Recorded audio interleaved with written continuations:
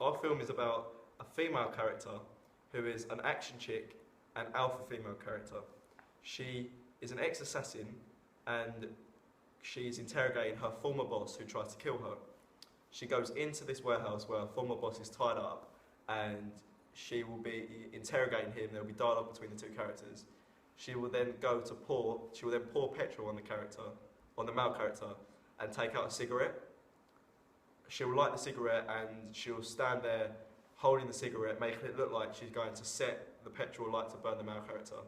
All of a sudden, the male character will say a trigger word, which we haven't decided on yet, and there will be men that work for the male character burst through a door, and all of a sudden the female character will drop the cigarette, and that's when the scene will black out.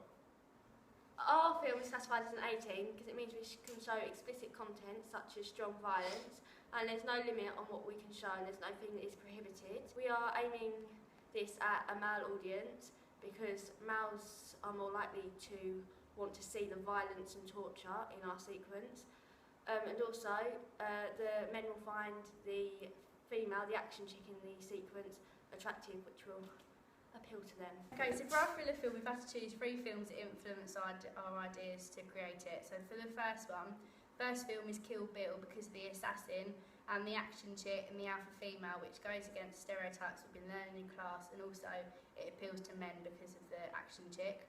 The second one is Casino Royale because of the torture scene and the person being tied to the chair.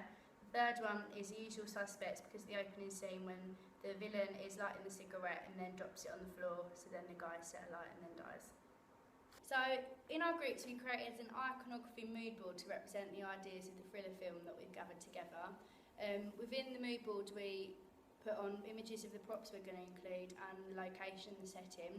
Props included ropes, wooden chair, cigarette lighter, a gun and a petrol canister. So the reason we're going to use these props is because they usually in a stereotypical thriller film because they create mystery, suspense and also action as well. So one of the things we have to think about when filming our thriller is the location we film it in. We will look at getting in touch with some warehouse owners to see if we can shoot in the warehouse, as that is an isolated, empty place that we can use, but still give off a thriller feel as it will be in a city.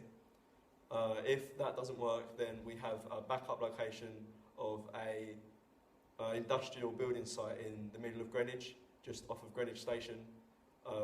We've visited there before and we'll visit there again to talk to the owner to see if we can use it. If that doesn't work, then we'll book a hotel room to use for filming in the middle of London. So that again gives us a thriller film. It's been used in thriller films before, like Taken, there's a hotel scene in that, and that will be our backups if we can't get the warehouse. Our title slates will be shown over the top of the assassin getting ready and arriving at her location that the hostage will take